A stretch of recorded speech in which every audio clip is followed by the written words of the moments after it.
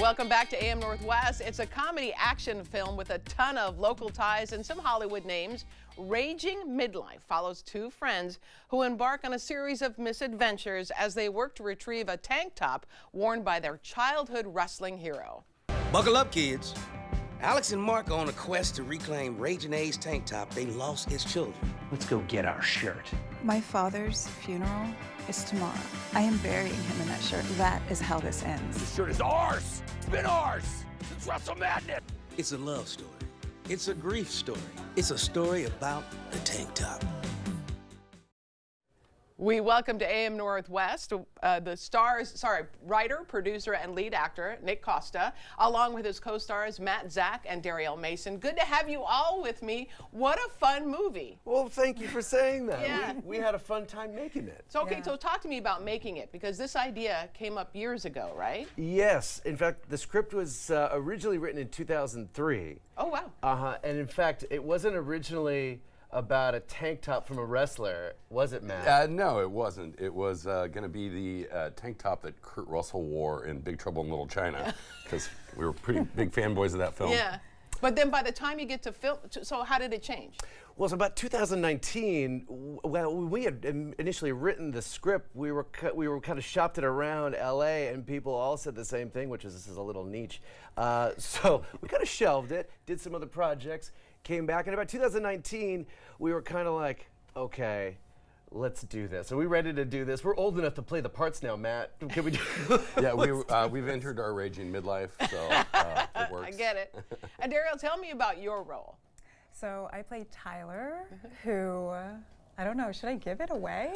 Oh, you can give it away. Okay. Don't give it all away, though. So I have what they want, and it was something that my father wanted to be buried in.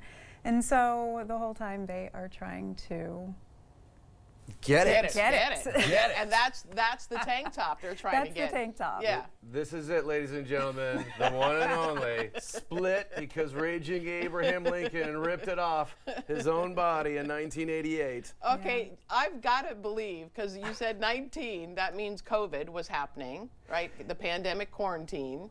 It was just before COVID really hit. Right. And in fact, when we auditioned you, Yeah. like a month before, the shutdown hit, and it was kind of like, I promise this movie's gonna, after we cast her, it was like, I promise you this movie's gonna happen one way or another. Yeah. And boy, it was the pandemic, it was the wildfires, it was the protests, oh, right. it was I forgot everything. The wildfires were crazy. And we had to end up shooting this thing in phases because we had wrestling in the film, and you know, the SAG rules, the Screen Actors Guild was like, oh, you can't get near people. You can't wrestle people. So we had to shoot this thing in phases. We didn't even finish shooting until, I think, summer of 2022. Yeah. Which meant I had to keep shaving my beard and growing my hair long and greasy and maintaining my disheveled look. Well, I think you For 2 had to years. gain weight for the role, didn't you?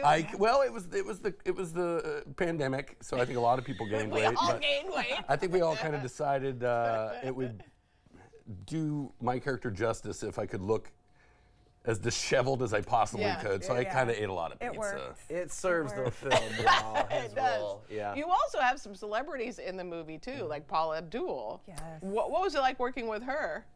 Well, so, you know, interestingly, you know, she didn't know when we reached out to her. I was on the phone call with her management, and she actually didn't know that I was going to be in the scene with her. And so when she came to set, she was kind of like, well, who's the Alex character? And I was like, surprise. Little indie secret, folks. Don't tell the bosses what's really going on. But everybody does everything. That's usually. right. Yeah. That's right. But she was wonderful. In fact, because of the pandemic, she ended up having to cancel. We were literally boarding a flight the next day to fly down to LA to shoot her scene, and she ended up having to call in and cancel because of COVID. Yeah. And was such a pro, felt so bad, flew up to Portland on her own. Wow. Her people set up her own hotel. We shot at the Bit House Saloon, now the Swan Dive, and she was amazing. Yeah. She was I thought she looked more nervous than I was. She looked incredible. She did. Yes. Yeah. Yeah. You shoot at some beautiful places in Oregon, like the Clackamas River. Daryl, one of your scenes was there, right? Yes, Yeah. yes. Well, that was a great scene, by the way. That was really fun. We had so many people there.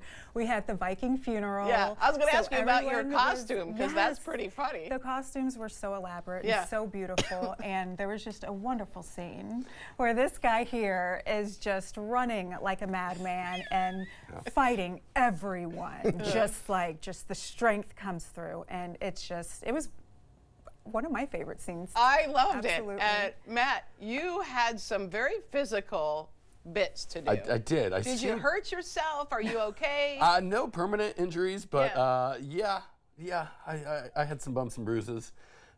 Seems a reoccurring thing when we make movies somehow. But yet because there's a lot of physical humor there's throughout a lot. the movie. I get body slammed. I also got to work with some local pro wrestlers who taught me some moves. So when I rage out, I get to turn the tables and body slam some people. Yeah. Also running into the Clackamas River over the rocks in the middle of October, and I somehow got all the physical comedy, but I'm glad because I think it works really well. How are you feeling about the film? Once you saw it, you went to is it Austin Film Festival? Mm-hmm. Yeah, how did that go? We had the world premiere at the Austin Film Festival in October, and you had seen an early version of the film, and then you got to see what it turned into. Yeah. What did you think? I loved it. I was, because you're in it and you're in behind the scenes, but then when you actually sit down and you see the final product, it's it's amazing. And I read that Editing you just is love working important. with the crew.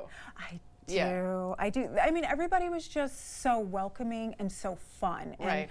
there was never a time that I felt stressed, and everybody was there to help. It was my first time, as a lead on a film. Yeah. But you did great. And everybody was never very know supportive. No, you'd never know that. would never know yeah. that. Thank you. And the roots are kind of Oregon City roots, right? Oh yeah. Yeah. When I talk about the film, I say it's a film about a couple guys after tank top from their favorite 80s wrestler, starring Paula Abdul, Eddie Griffin, Star Trek's Walter Koenig, and literally all my friends from Oregon City High School. Yeah. Class of 99. 2000. I love it. Congratulations to all of you. We want to tell everyone Raging Midlife premieres tomorrow night at Cinema 21 with additional showings on Friday and Saturday. After that, you can stream it on demand. Now, for more information, all you have to do is head to our webpage at k2.com and we'll link you. Thank you all so much, and congrats. Great. Thank you. Thanks for having Love us. you, You bet. Graham. All right, we'll be right back with more AM Northwest. Don't go away.